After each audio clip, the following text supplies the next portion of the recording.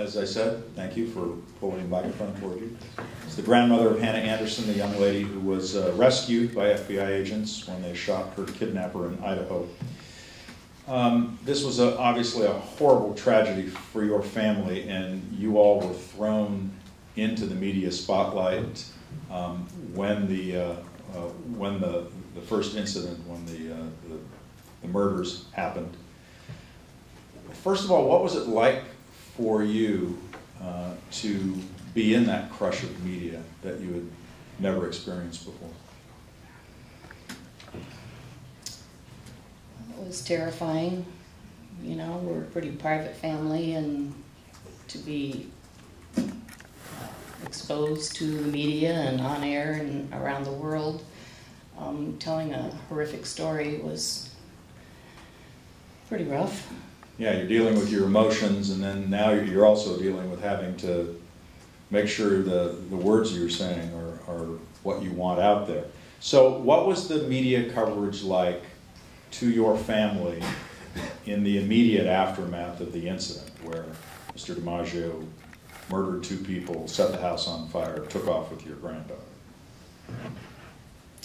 Well, it's actually 7 months today, and the media were there right away, and just so compassionate. And you know, you always hear bad things about the media. Don't talk to the media because they misconstrue everything. But my husband and I, in our opinion, if it hadn't been for the media initially, my granddaughter wouldn't be alive today. And why do you say that, Ms. Griffith? Because they kept the story going, they kept information out there, and they were just on the spot 24/7 and camped out in front of our house, and just any information they wanted we provided, and they went with it. And during the course of the week when we were still looking for Hannah,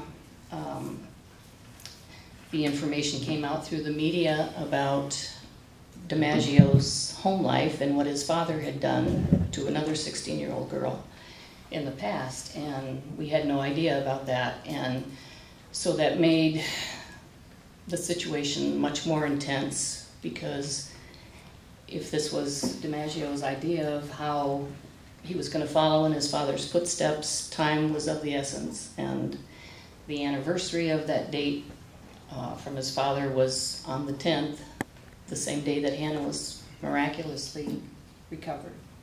So the Amber Alert and the media information, just constant, was an A+.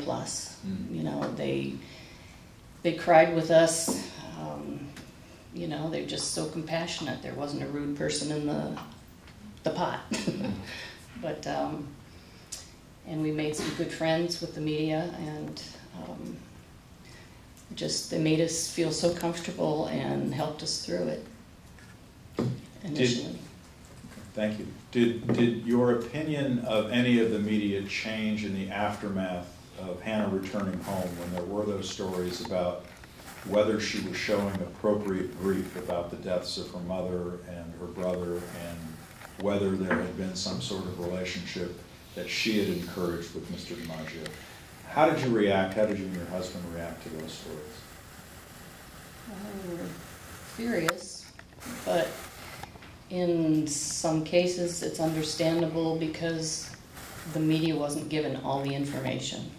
There's a lot of information behind the scenes that we know and that the media wasn't privy to, which leads to much speculation. And I can say for my granddaughter, as for myself, the reality didn't hit me until 2.5 months later. And so in that period of time, you kind of go along like you're kind of numb and you're doing what you usually do, and then it hits you. And it's the same with Hannah. And Hannah is a 16-year-old kid. She couldn't come home to her mother. And